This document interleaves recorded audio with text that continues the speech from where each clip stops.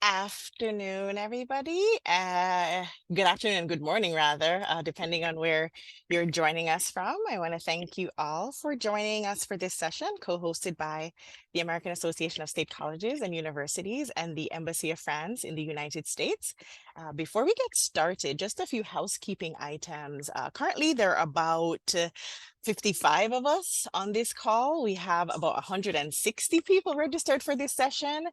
We'd love to see your faces, but if not, that's okay. I know it's lunchtime in some places. So if I could um, if you choose to be off camera while you're having your lunch, that's okay. But we'd also love to hear your voices at some point during this session, which is the main reason this was set up as a meeting versus a webinar. So if you have a question, we'd love if you come off mute at some point and ask us during the Q&A period. And we encourage you to ask as many questions as you have. We will have time left at the end of our Q&A, but feel free to use the chat function to ask your questions as we go along, and we will respond to them as we receive them. Now, this session will be recorded, so you can share the session with as many of your colleagues as you think would benefit from the information shared today, of which there will be a lot. I'm Jody Dixon. I'm the Assistant Director of International Education here at AASCU. On behalf of the American Association of State Colleges and Universities, I am pleased to join all of you for this event. Thank you for taking the time to participate in this session. It is my sincere pleasure to be able to collaborate with the Embassy of France on yet another event. This particular session is dedicated to the Teaching Assistant Program in France, TAPIF. While I am not a TAPIF alumna, I am a product and an alumna of the Japan Exchange and Teaching Program, or the JET program. And I really cannot emphasize enough the life-changing nature of these programs for your students and recent graduates. I'd also want to say thank you, all of you who are on this call, for your commitment to really showing up for sessions like these, because the goal really is to help you enrich the lives and academic experiences of your students. For those of you who are unfamiliar with AASCU, we are a membership association, and we're the collective voice of over 350 public colleges, universities, and about 26 systems. We hold our students and our communities at heart of our mission, and we work to expand student success and opportunity, access, promote world-class teaching and experiential learning tied to career advancement, and support applied research and services that advance economic development and quality in all of the communities across the country that you serve. Currently, our member institutions enroll about 35% of the nation's undergraduate population. One of our strategic goals is to engage our members in accelerated institutional transformation that optimizes their missions and student success goals. And particularly in the area of international education, one of our more specific goals is to initiate and nurture partnerships with countries, regions, and international agencies of strategic value to you or members, to enrich those student experiences, faculty expertise, and fostering an inclusive campus culture. In light of this, AASCU would like to thank our partners at the Embassy of France in the United States, especially as it relates to recognizing these priorities of outreach and expanding opportunities for students within our membership. I want to thank you for continuing to partner with us on this important work. I also want to emphasize the fact that though there are many individuals on this call that might not be from an AASCU institution, and I want to highlight this specifically because this work is not exclusive. We want to ensure that there is consistent collaboration in the work that we're doing, and to ensure that our programming or activities and initiatives are open and available to everyone. If you are not sure if your institution is an AASCU institution, I will share a link with you later to ensure that whether or not, so you understand that you have a lot of different programs and initiatives available to you. Now, the majority of this program is dedicated to presentations from my esteemed colleagues at the Embassy, who will outline the ways in which you can be our partners in ensuring that your students and your recent alumni can be aware of this wonderful opportunity. I am going to turn the program over to my colleagues at the Embassy. And I just want to take take some time to highlight the fact that today the Cultural and Educational Services team from the embassy is here to present themselves to you. There are two brand new attaches who have recently arrived in country and are very happy to connect with you today for the very first time. I'm going to now please welcome the Educational Services Attaché, Mr. Xavier Moquet, who will say hello and introduce the rest of his team. Xavier? Thank you very much, Jody. Hi, everyone. Bonjour à toutes et à tous. I'm Xavier Moquet. I'm the new education attaché. I've just arrived in DC. And it's a real pleasure to meet you all at the same time today. And I will just introduce my team today that is going to make the presentation. And first of all, I will introduce Selena. Selena, please, can you take the mic and say hi to everybody and follow the meeting. Very nice to meet you all. It will be a pleasure to work with all of you, and see you very soon. Thank you so much. Merci beaucoup, Xavier. So I work under Xavier. We also have our wonderful attaché universitaire here today. So I'll let Jean-Christophe Dissart take it away and say hello to everyone. Thank you, Selena. And so, as was just stated, my name is Jean-Christophe Dissart. Thank you for organizing this meeting. Special thanks to Jody and Selena, who are at the helm of this meeting. And I will also like to take this opportunity to say that I'm also a director of Campus France USA, and I work closely with Nathalie Cox, who's also present with us today. Again, thank you very much for your introduction words, and here's to a very informative meeting. Thank you.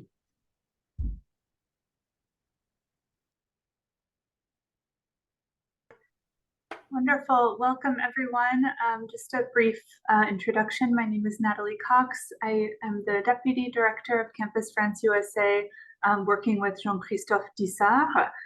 Campus France USA is based here at the Embassy of France in Washington, D.C. We're a French public agency of the Ministry of Foreign Affairs and the Ministry of Higher Education. And in the U.S., we support all students who wish to study abroad in France or earn a degree in a French university. We manage a wealth of online resources to support students interested in learning more about opportunities across French higher education. There are around 20,000 US students who study abroad in France every year. It's the fourth most popular destination for US students studying abroad.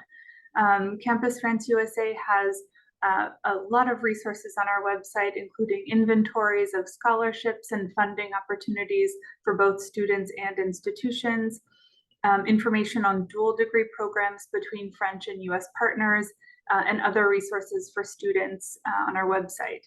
Our team at Campus France USA can also assist study abroad offices at your universities and institutions by providing resources on the French higher education system, student services, and even student city guides to help students and even faculty designing faculty-led programs understand the terrain.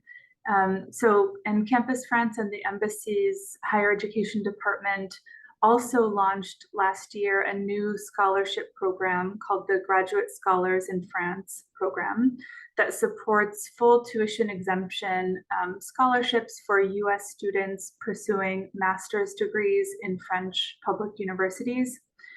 So that could be something that your students would be interested in.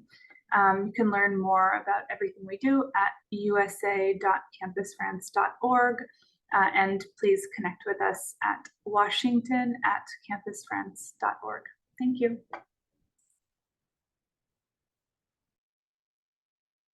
Thank you, Natalie. So I'm going to officially turn the program back over to my colleague at the embassy, Selena. Selena actually began as the TAPIF program manager and French teaching intern program coordinator in August of 2022. She hails from Bloomington, Indiana, where she received an honors bachelor's in French and International Studies in 2010. Her career in international education has meant that she has undertaken various roles throughout the years. Before moving to DC for her current role, Selena was a freelance dance artist and festival coordinator in Europe, following her master's in contemporary dance from the University of Limerick, Ireland. Over the years, Selena has worked as a bilingual preschool teacher in Indiana and California and as a career and language program coordinator at Indiana University. She is, in fact, an alumna of the program that she will be speaking about today. And she completed her experience in Corsica in 2011. And as recent as last year, she actually taught as an English professor at Montpellier Business School in France.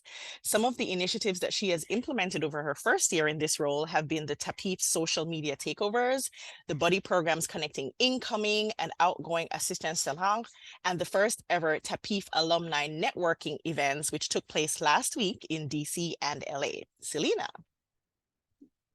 All right, thank you so much. Thank you so much, Jody. Merci tout le monde d'être là.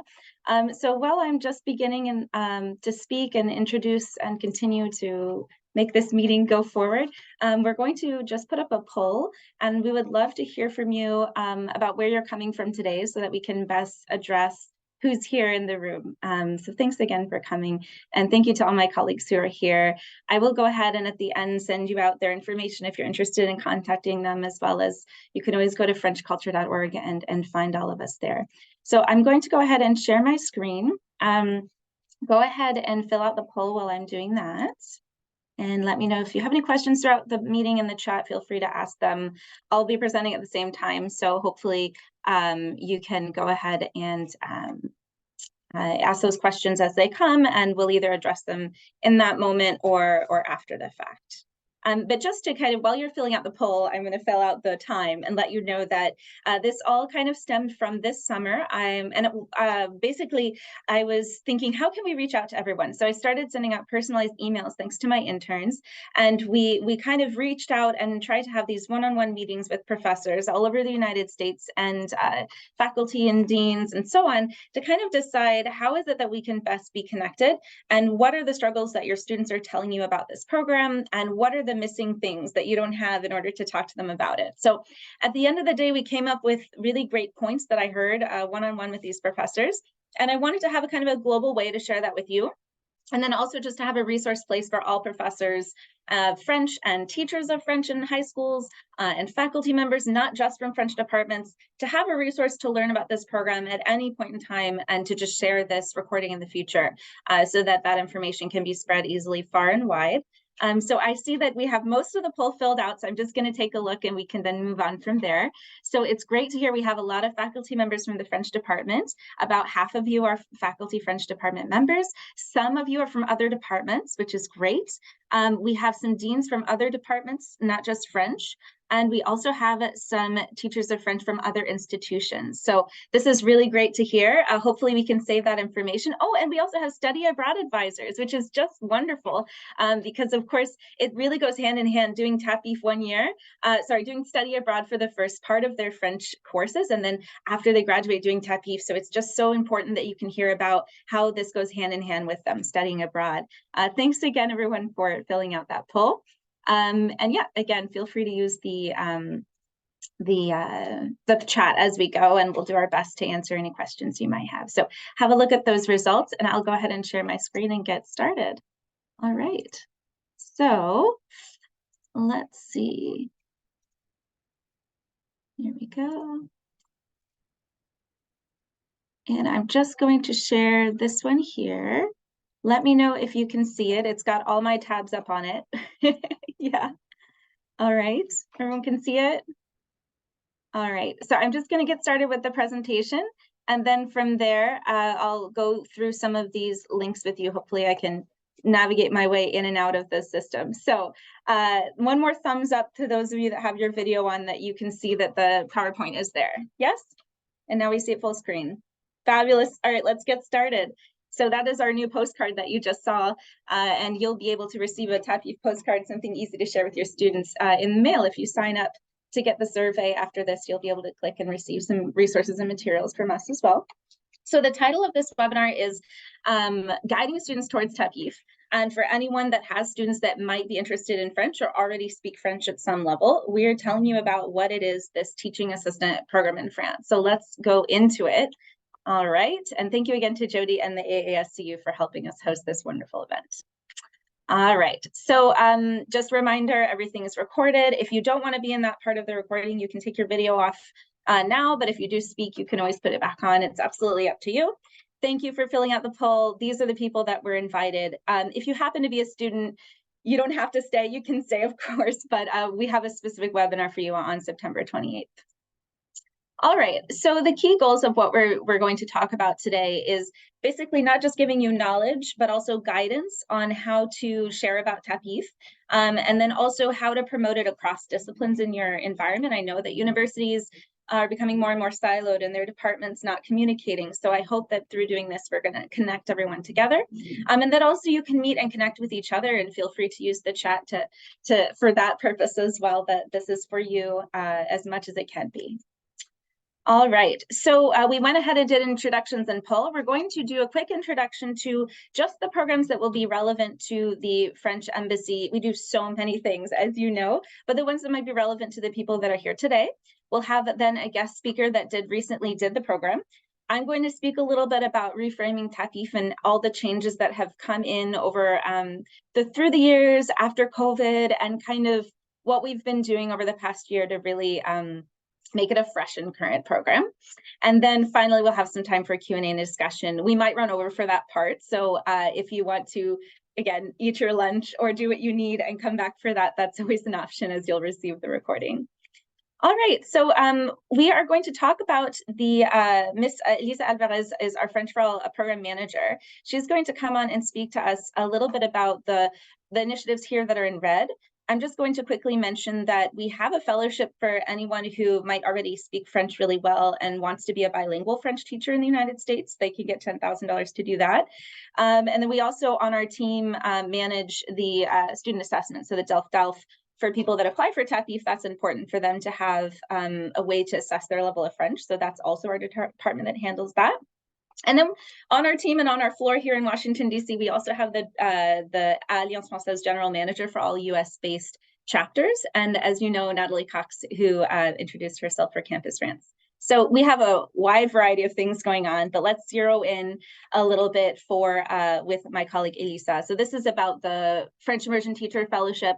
You can find out about that on our website. It's from one of our amazing funders, the FACE Foundation. So those are the universities that help us with that particular program.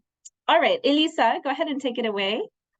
Hi, everyone. I'm very happy to be with you today and to be able to tell you more about French for All. So for those of you who don't know it yet, French for All is a fund that was launched last year during President Macron's state visit in December.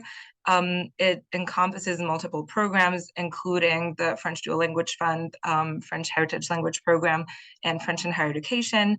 You can learn more about those programs on our website, which is on the slide that Selena is sharing right now.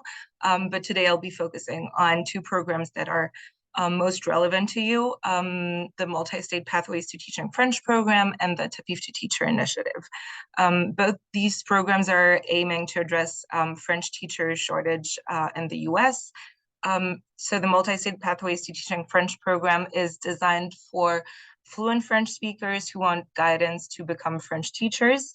It was specifically designed for heritage and native speakers, but it's also for anyone who is a fluent French speaker and who learned it in another context. So for instance, in this first cohort, we have a lot of TAPIFers.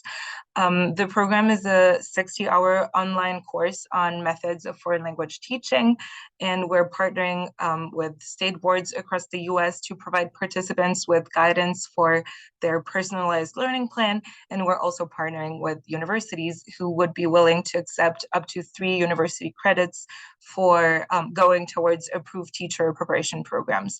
So the final goal is just to accompany all participants towards French teacher licensure. But we're also still looking for universities to partner with. So if you're interested, please feel free to email me and we can talk about it and we can present the program more in depth. So the first cohort just finished their classes and the call for applications for the second cohort will be opening in early 2024. And then the second program that we have that is particularly interesting to you today is the TAPIF to Teacher initiative. So this was designed specifically for current TAPIFers. We're providing up to 100 TAPIFers with full scholarships to follow a graduate certificate in French as a foreign language from Université de Nanterre. It's online so that all TAPIFers can follow wherever they're stationed for the year as TAPIFers. And the goal is for them to apply first the knowledge, but also the certificate towards a master's degree in the US, which would then prepare them for French teacher licensure as well. So we have 2 partner universities that are offering up to 12 credits and scholarships for participants of the program. We are currently adding new partners and we're also still looking for new universities to partner with. So for this program as well, if anyone is interested, my email address is on the slide. Please feel free to email me about multi-state pathways or TAPIF to Teacher or any of the program that I briefly mentioned and that could still be of interest to you.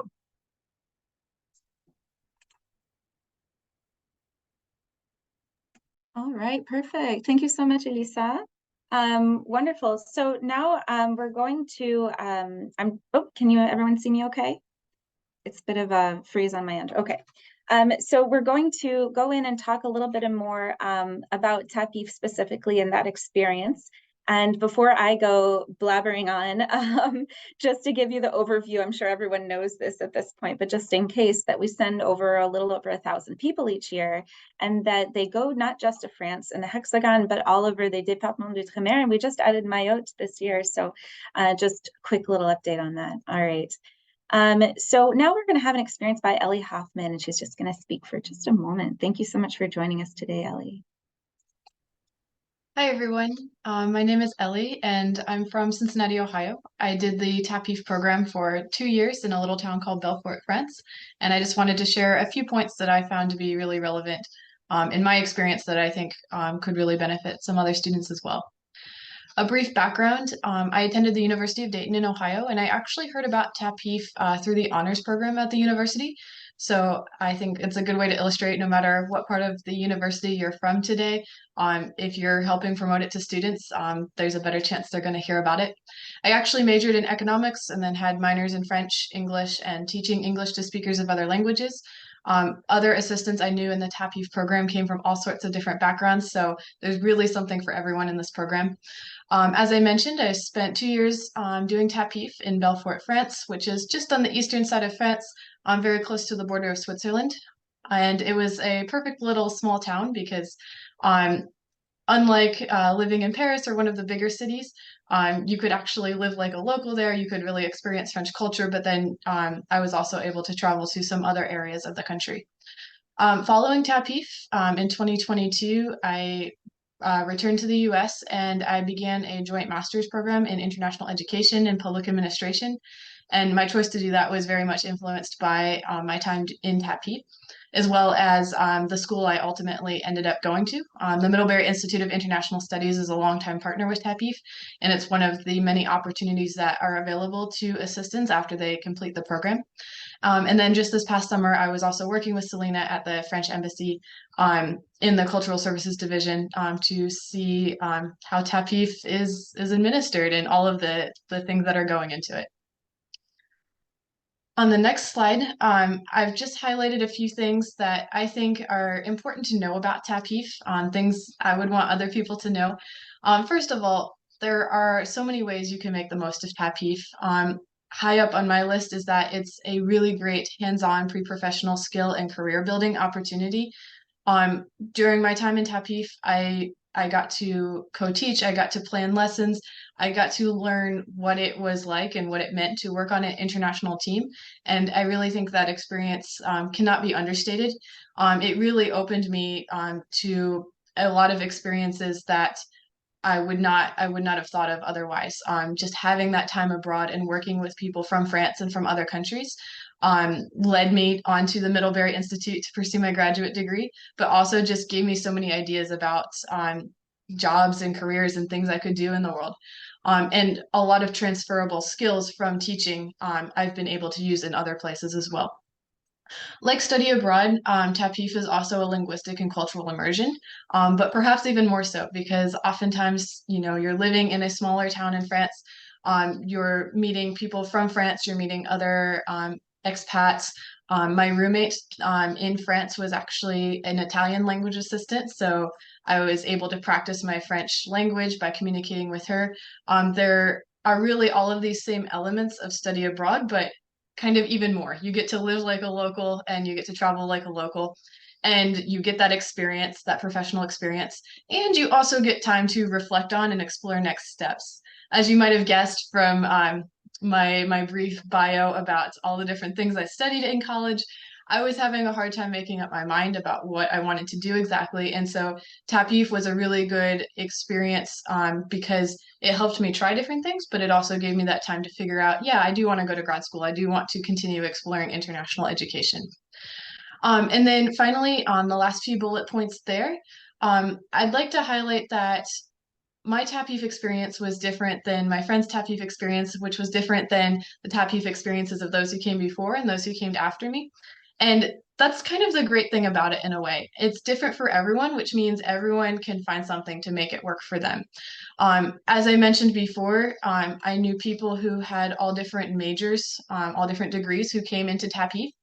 And that really worked to their advantage because oftentimes teachers would ask the teaching assistants, the language assistants, to talk about the things that they were passionate about, to teach about things like economics or music that the assistants might happen to know about.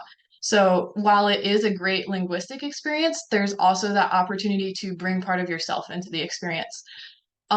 Additionally, just being willing and open to new experiences is kind of a key part. If you're willing to go explore a new town like Belfort, you'll find something cool that maybe you wouldn't have experienced if you had just studied abroad in Paris.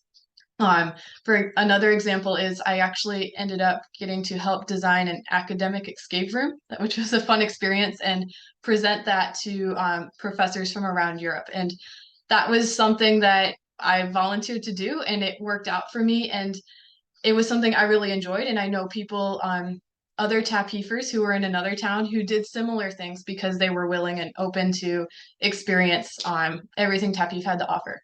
And then finally, that last bullet point just highlights sort of some common themes, some common lessons. Living like a local, finding your community of French friends or expats, seeking out mentors at the school where you work. TAPIFers really have the opportunity to connect with a lot of different communities, including the TAPIF program. And staying connected with those communities really is worthwhile. So those are my few points about TAPIF.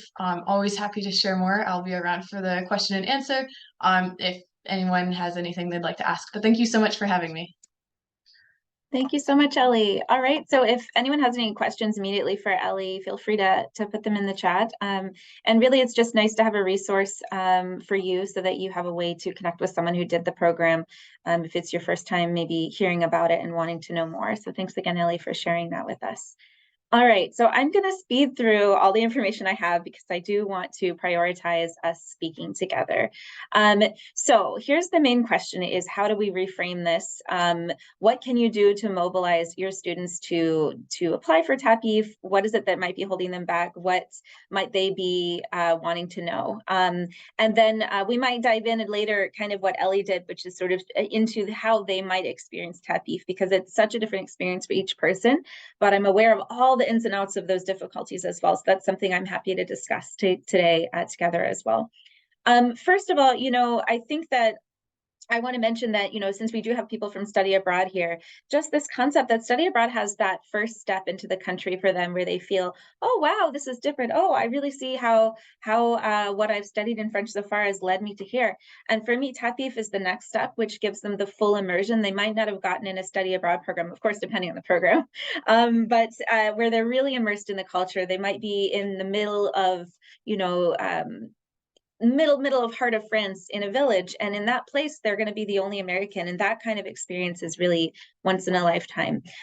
So here's the main thing I think we have in common, though, is that how do we get these students to keep studying French? I think this is one question that we're asking ourselves every moment and every year as we work for you and as you work as French departments across the United States. So the question is, I believe anyway, in my own mind, that we should start them as soon as they get through the door in their first French classes, either French 101 for their first, or those that transferred out of high school French and were able to test into 300 level French at your university. At that moment, when they get to that first class, it's really about saying to them, okay, so you learned French, but what are you going to do with it? Like, what is it going to do for you? And I think pairing that discussion with, here's what you can do after you study French some more is really helpful for them.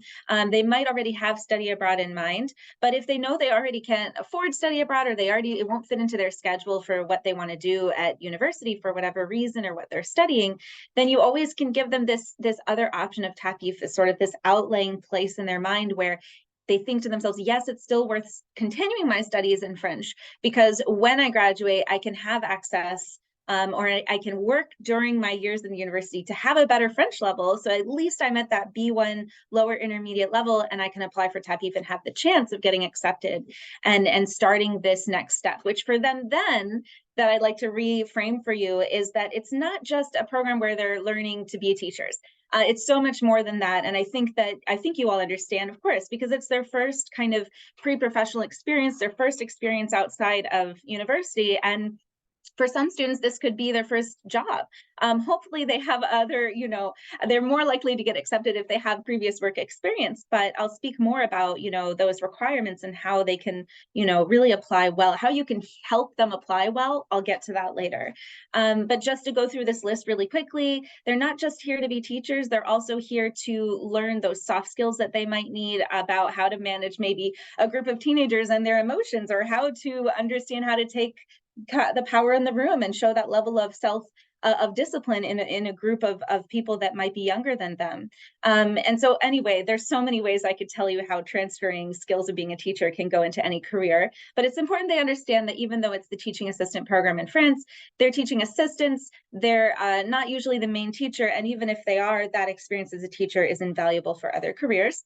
The other thing is that if they get to France and they really take advantage of having that access to being the only American and having to speak French no matter what, they're going to one up their French level. They're going to come back to potentially bilingual in a place of being bilingual. And from there, enter the job market with that on their resume, which again, as our statistics show, is super helpful for the job market these days in any language, especially French being a very global language.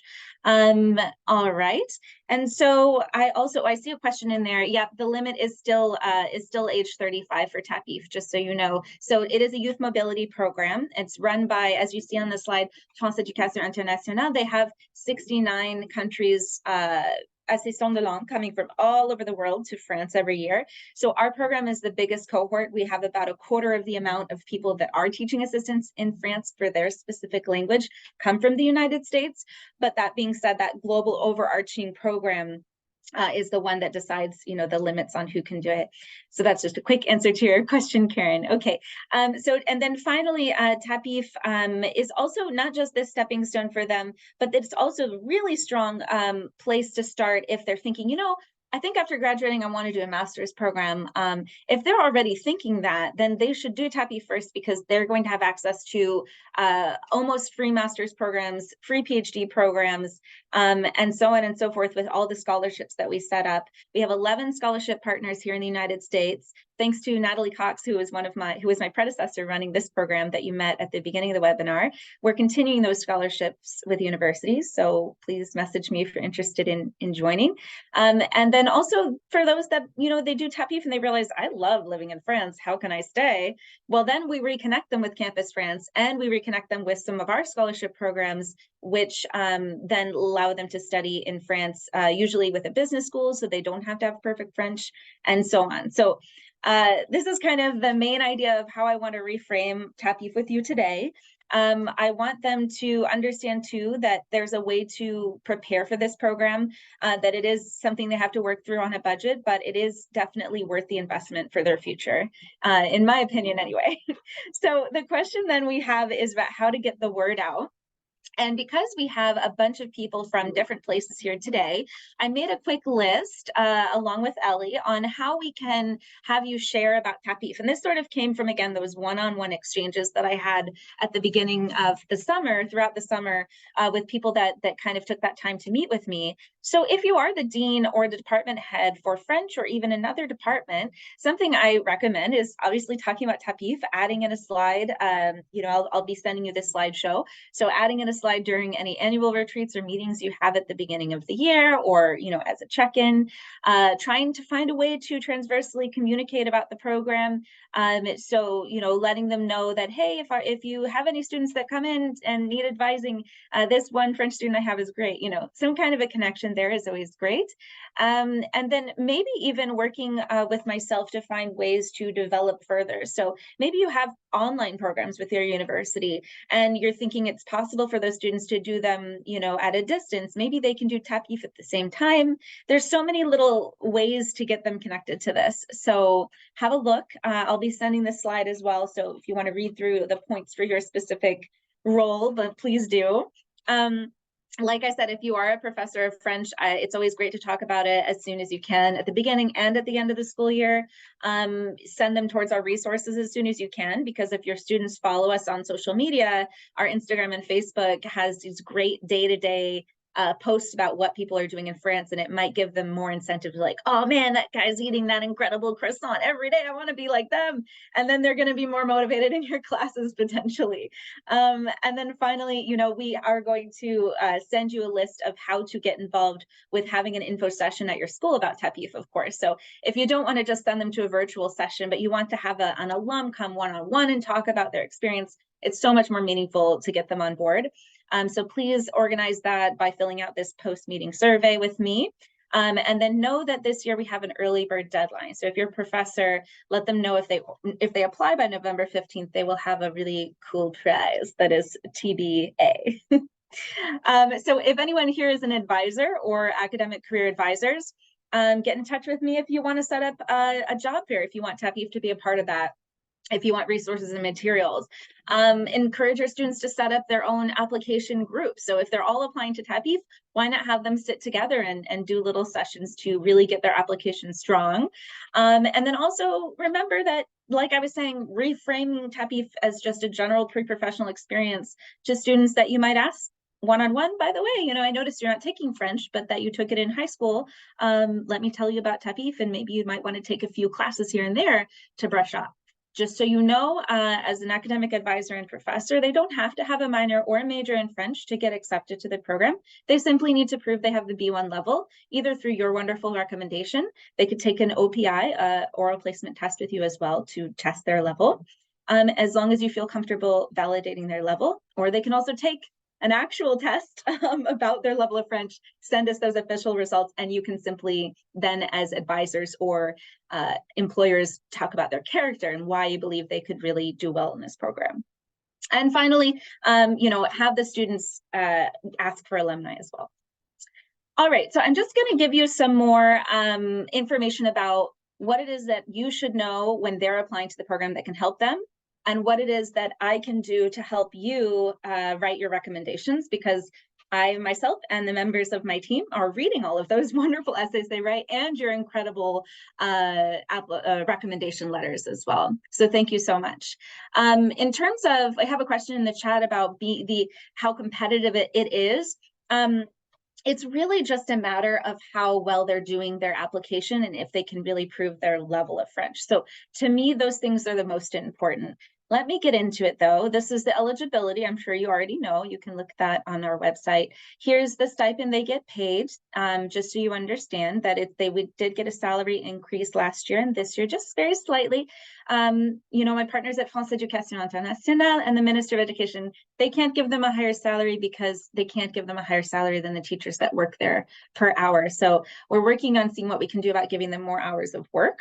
But that's what they are working with at the moment. And please know that they do get free health insurance with this fee, and that also they have access to the CAF, the Caisse d'Allocation Familiale, so they'll be able to apply to get assistance for their own housing if they have to get their own housing. Some of them, about 60%, don't need to do housing. About 60% that work at the high school level, they usually get offered housing in their school, so that's always a wonderful part. So these are the main costs for people that do the program. There are some places to go that are more expensive than others. So if your student is on a budget, you want them to apply for a place that's not a main hub, not a main city, and you also want them to apply for the secondary level, high school level, so that they can possibly have a housing offer. It's not guaranteed, but those two main points for people on a budget, that's what you tell them.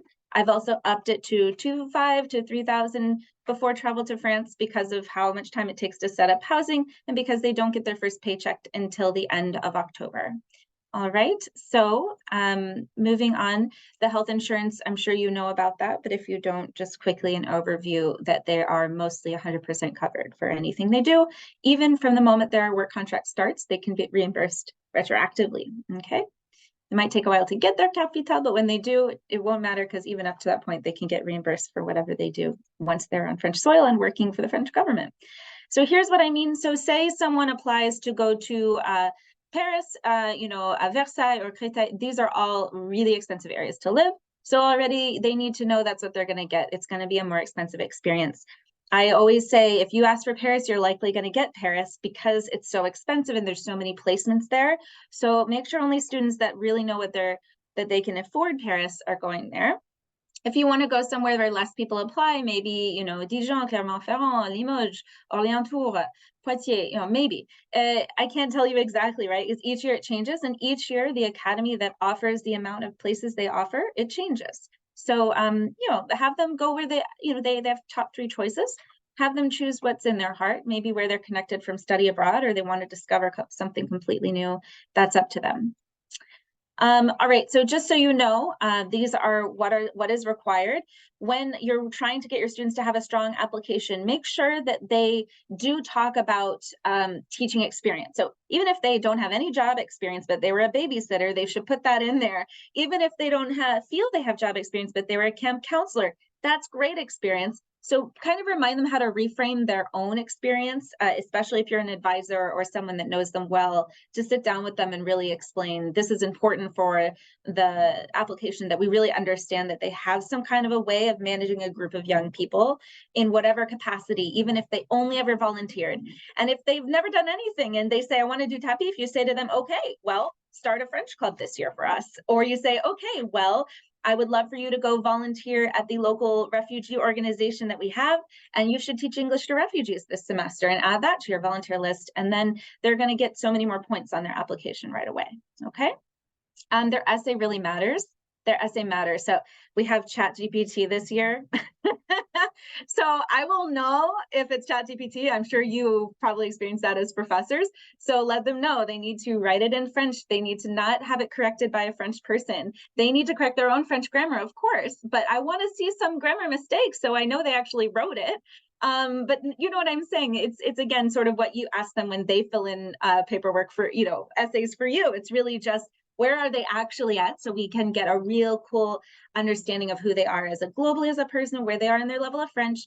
And if they're not accepted, they have until they're 35 to reapply and keep working on that level of French if that's really where the issue is.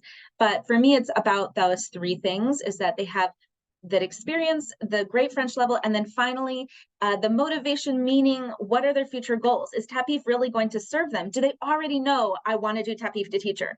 We're going to be happy about that. Do they already know they want to do a master's in linguistics afterwards?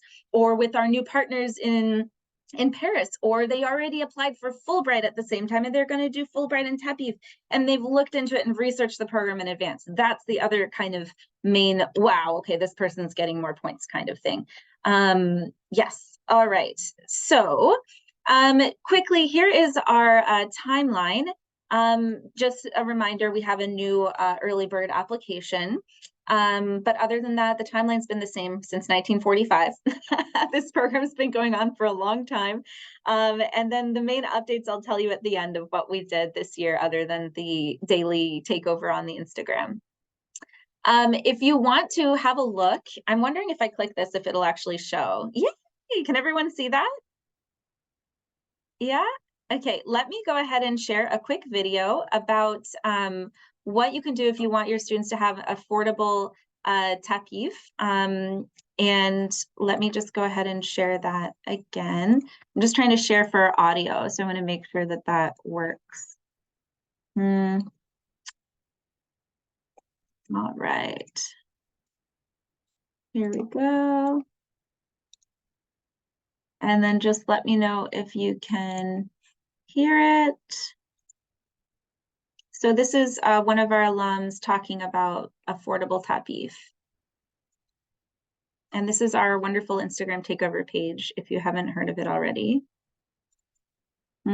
Okay, well, I've shown you how to navigate to get there. When I send you the PowerPoint link, please have a look. He speaks for a few minutes about how he thought TAPIF would be too expensive, but then how he waited a few years and saved up the money, and how he's making it work with all of the government assistance programs that really only make him pay about $200 a year for his a month for his housing. All right, so let me go ahead and share my screen again with the PowerPoint. Sorry, hold on one second. And then we'll get into some question and answer. All right. So can you all see? Let's see. Sorry.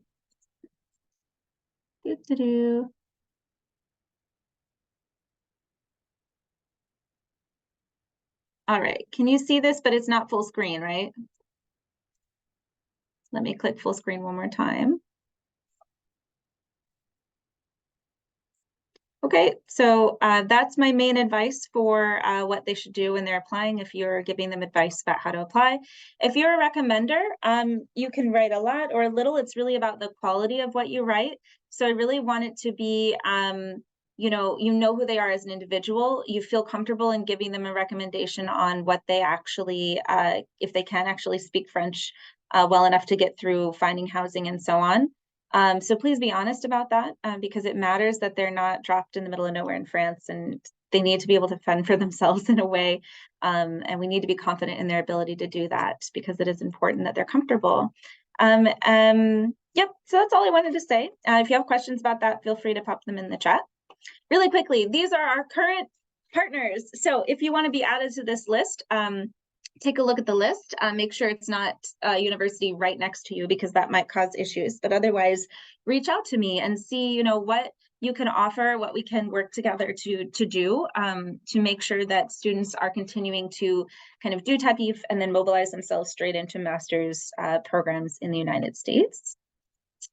Finally, these are the partners we currently have in France. So they're mostly business schools, but you could also have your students do TAPIF and then go to La Fabrique and learn how to be a costume designer for models, or go to Gobelin and learn how to be a real chef, and so on.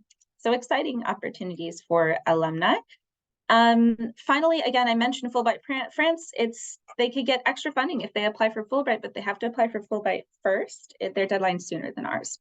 And finally, if they want to do an MA at the same time as TAPIF and they don't want to do TAPIF to teacher, here are a couple other programs we have available for those kinds of master's programs. All right, so to finish off what I was going to say, so we can talk, and hopefully you can stay a little longer if you want to. Basically, I'm aware of some of the issues that we have. So, for example, it's very hard to find housing, not just in any big city everywhere, but in France and all over the world right now. It's not easy to just show up somewhere and want housing. I'm aware of that. One of the issues to getting housing is to also say, okay, I'm installé in France and I have a bank account. And so getting a bank account is hard as an American, because we have kind of something going on with the federal government that makes banks in France have to fill out paperwork paperwork in order to open an account for a US citizen. So this year I secured a bank partnership for those of our assistants that are in the Paris area. And I'm hoping over the year to continue and expand different partnerships so that at least the assistants that go to France have a sense of, oh, I don't need to worry so much. I know that if I go to this particular bank, that they will be okay with accepting all of my paperwork and they'll say yes to opening an account for me. That's sort of our idea there in making sure that they can settle in and they get those first steps going. In terms of housing, you know, we're also trying to work with some of the CRUS, which is the universities in France have their own university housings. That's what it's called. And so I'm working with our partners at France Éducation Internationale, or FEI, to see what we can do to continue to make sure that our students, our TAPIFers, are getting that access to cheaper housing in their particular area. And then finally, I wanted to mention just of the other difficulties that they have is that, what was the third one? Oh, that we are trying to make sure they can, nope, I forgot. It's okay, but I mentioned most of those things already. Okay, so some of the things I did this year then to finish up is that I wanted them to feel more prepared before they went, because my role really, once they're in France, it's their academy is their official employer. My role is to select them and then really prepare them to go to France. And so I want to reach out to you for that as well, because I want to give them quality information. So I put together a podcast where we interviewed some incredible professors and professionals in the field of study abroad, so that we could give them some advice and resources, not only on what it's like to be in France, the cultural differences, how to prepare mentally for that, how to prepare and hear from alumni in the program on what they did to find housing, how to make sure that they are connected with their employers and how to present themselves on the first day of work, how to lesson plan. So we have podcasts that kind of go into all those details, but I also put together a second pre-departure webinar where we have university professors come and talk about that. So if you're interested in being a part of next year's pre-departure webinar, this year we had some professors from Mount Holyoke University and Middlebury talking about what they have to say about how to get prepared to go. And so I'd love to keep the ball rolling. Reach out to me if that's an interest to you. Finally, we have a big, huge handbook. So if they really have specific questions about TAPIF, they can read the handbook from the year before, even if they're applying, and know every minute detail about the visa process that you never wanted to know. And then finally, the new thing that we have is a way to mobilize the TAPIF alumni, so that they have this network of people that not only when they're in France and kind of doing their own thing, but then they know when they come back to the United States, if they get situated in an area where they're looking for a new job and what to do next, they can reach out to other people that did TAPIF and get a real understanding of what can come next for them. So we had great events just last week here in DC and in Los Angeles, and we're hoping to keep the ball rolling on those as well. So if you know alumni who didn't hear about it, or who want to be involved, or want to set up a session or a soiree of networking, they're also welcome to email me and I'll get them connected to the right thing. And if you're interested, again, in creating a partnership with us for scholarships in your master's programs, please reach out to me as well. So here's an example of what we did for that second webinar. I just took the slides from it to show you how, telling them, you're going to be global ambassadors, not just English teachers. And for this other preparation webinar, how are you preparing your own sense of self, your own self-identity before you go in France and you're challenged on your self-identity every day? We had them fill out these beautiful, word clouds of why they wanted to, what their goals were during TAPIF. A lot of people said improve French. So I'm looking into creating partnerships for them to be able to do studying of French on the side while they're in France. And all kinds of, they want the experience, they want to find community and so on. Some of their fears, so we're aware, housing, they're scared of that, or they're maybe afraid of being isolated and alone. So how can we continue to make sure I myself and the people in the program make sure they're really connected through the buddy program, right? Someone who did it before that they're in full contact with. or they have a way that they're in touch with each other, which I've also kind of connected them that way. We also have new flyers on how they can be prepared for some cultural differences. Really simple things like don't forget to say bonjour, you know, down to how do you answer questions about gun control. So they're thinking about these things before they go to France. And there's also a training for them doing this program. If you didn't know that and you're a professor and they're worried about being an English teacher, FAE has a training for them that they're meant to do before they start the job. So it is a fully supported program by the French government. Just some quick details about what we did in our takeover last year. We already have up to 6 episodes on the podcast, and we're putting together some promo videos from our alumni events and so on. So please follow us on Facebook, Instagram, and LinkedIn. Have your students do the same. Really be in the update and in the know. All right. So that's kind of where I wanted to go with it. I'd like to open the discussion. Basically, you know, this is just a reminder of all the things that are new. So I'll add that to the, you know, send it to you at the end. Feel free to follow us. Like I said, it's all just TAPIF USA. And let's do a bit of a discussion. So I think I'll keep sharing the screen just for a moment or so that you know what my questions are, but I'm really going to just open it up. I'm going to unspotlight myself, invite you to open your video up and share your questions that you might have about any of these things that you might be relevant to and global to anyone else. I'd love for us to discuss, you know, any other input you have about how else I could prepare the people for going to teach English in France, your input on mobilizing alumni, and anything else that you'd want to talk about. All right. Thank you so much, everyone. Thanks again for coming, and let's open up the floor. And I'll open up in the chat as well to see if I missed anything. So hi, hey, Selena, thank you so very much. I was monitoring the chat for you to ensure that we didn't miss anything. And there was one from really early on in the presentation about the TAPIF being, you know, our assistants able to do more than 1 year of TAPIF.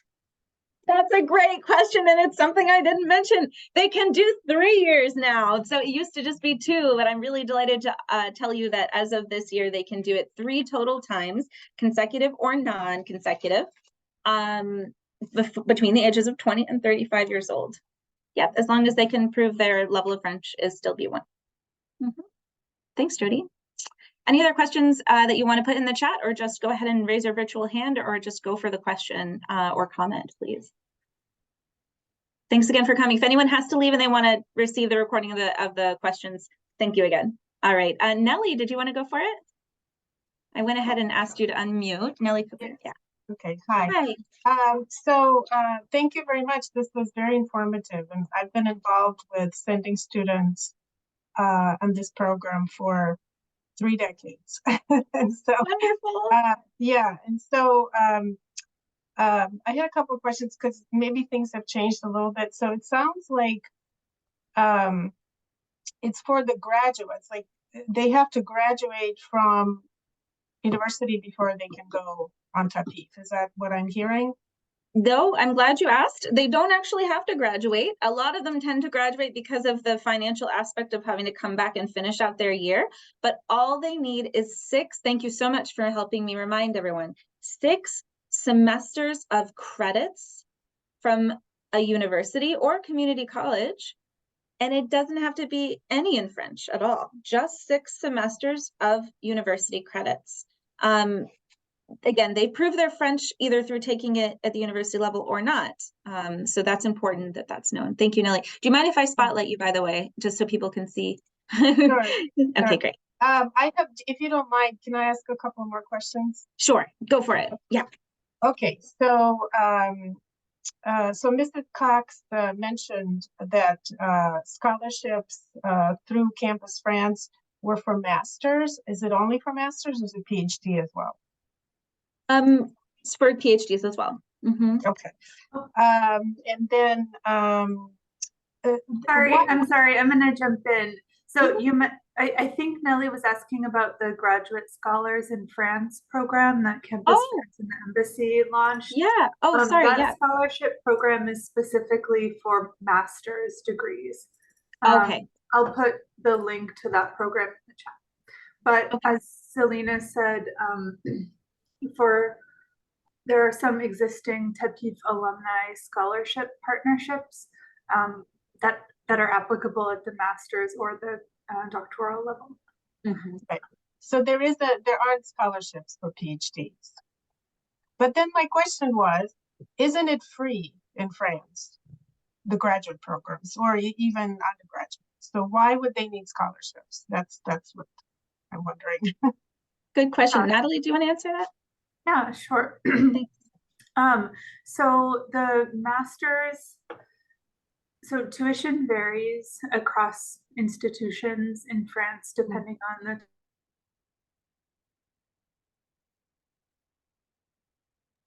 type of institution. Is relatively quite affordable compared to the US system.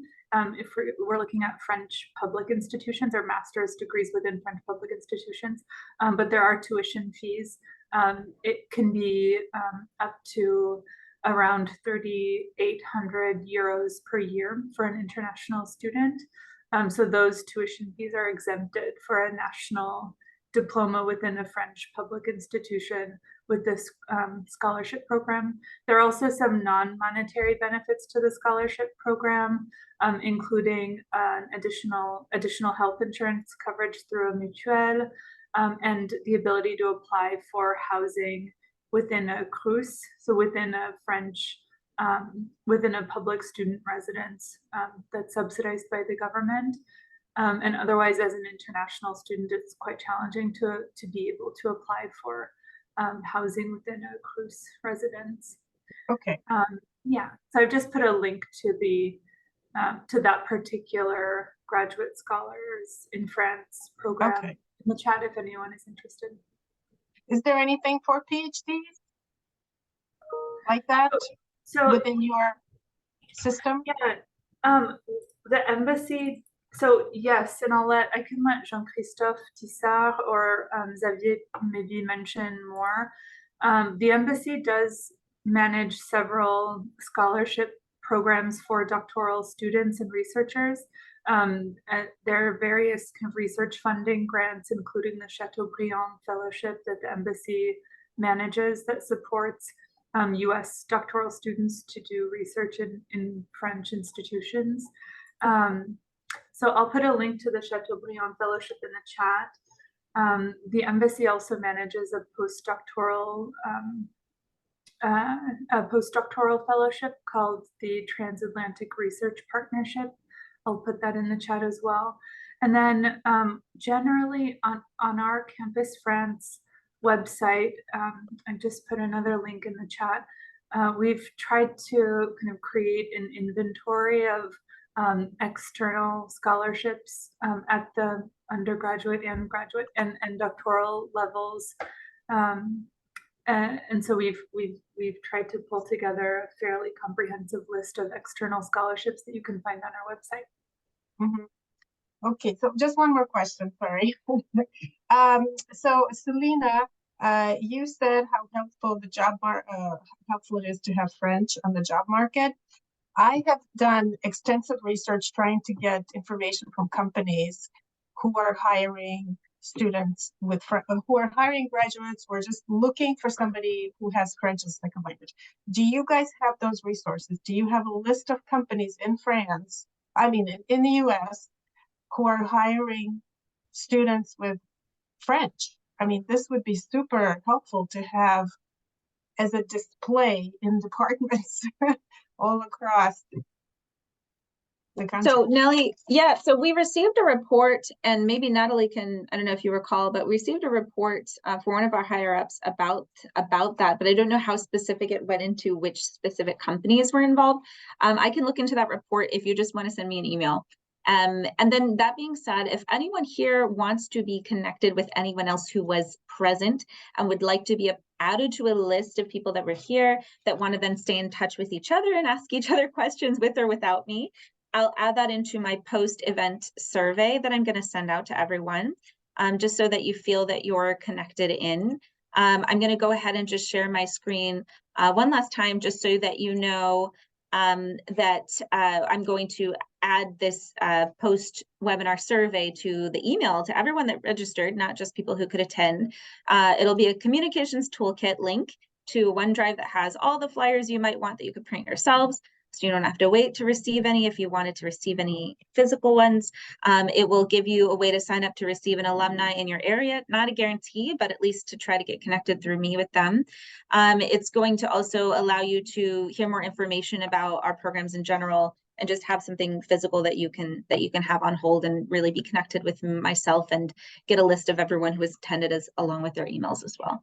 So just so you know that was in there. This is my contact is pretty simple. It's just selena.jaffe@frenchculture.org if you needed that right now. But thank you for your question. Nellie, okay, so Karen, did you have a question for us?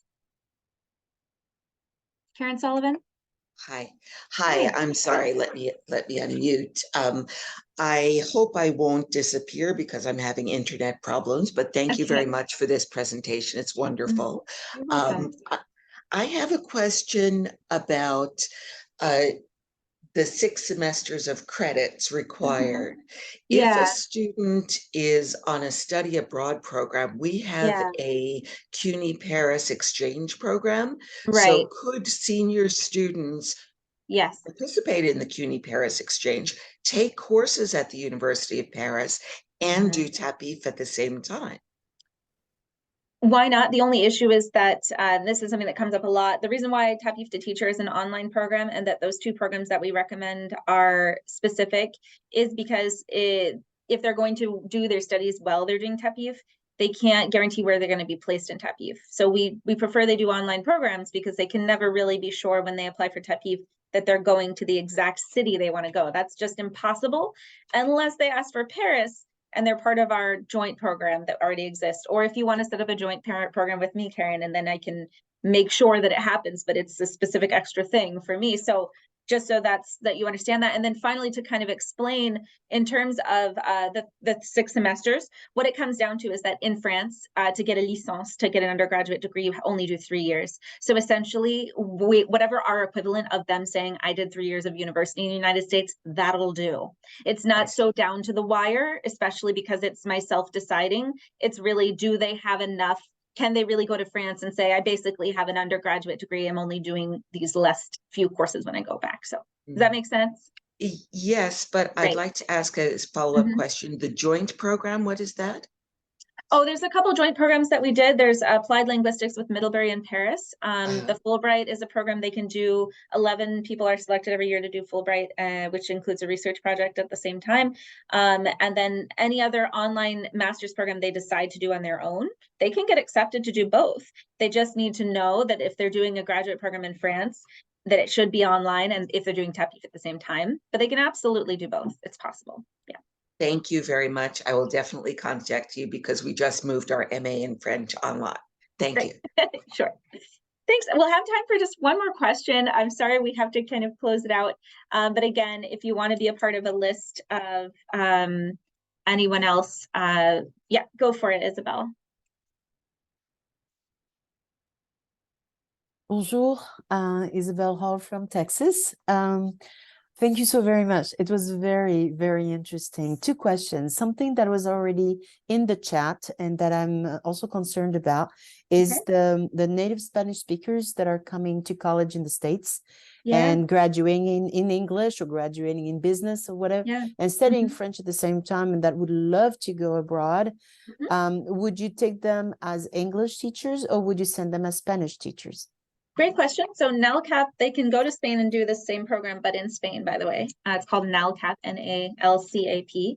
But I want them to do TAPIF, so I'll tell you that they have to have a green card, and they have to have done at least their high school level of studies in the United States. So people will have issues with eligibility if they were only in the United States for a few years. They have to, in some ways, be able to share the U.S. culture with where they're going. So, of course, we want the Latin American, like we want all different, whatever Americans being there, but we want to make sure that they also have been in the United States long enough to really share what it is to be American in their sense, as well as help with English. So it's that cultural part of the exchange that might be iffy in the eligibility requirements they need to just look into. Yeah, yep, that's great. Great question. Yeah, wonderful. Good point. for the alumni, Yes. I actually have one alumni now, and the Consul de France, Nathalie Barabon in Houston, asked me and her to create an alumni chapter. Wonderful. Well, I would email me because I have all the information you need for that. Okay. I have all this stuff that we did just put together for our events in LA and DC. So please message me, Isabel, and I'll see what we can do to help you get that set up. That would be incredible. Yeah. Thank you. Those are the questions I had in my mind. So thank you very much again. Merci beaucoup. Thank you. All right. Anyone with one last thing they feel that everyone needs to hear? We're good? Thank you so much. I'll just check one quick time. It's actually I get to look through and see your beautiful faces. And thank you again. I really appreciate your time. I really appreciate to those who are going to watch the recording as well. Thank you for taking the time. Merci beaucoup. Thank you so much to Jody. Thank you to everyone who's learning for the first time about this and those who have been supporting over the years. It means so much to help get those globally minded citizens out there. So merci, thank you so much. Thanks to my colleagues. Have a wonderful, wonderful evening, afternoon, lunchtime, as you will. Au revoir. Merci beaucoup.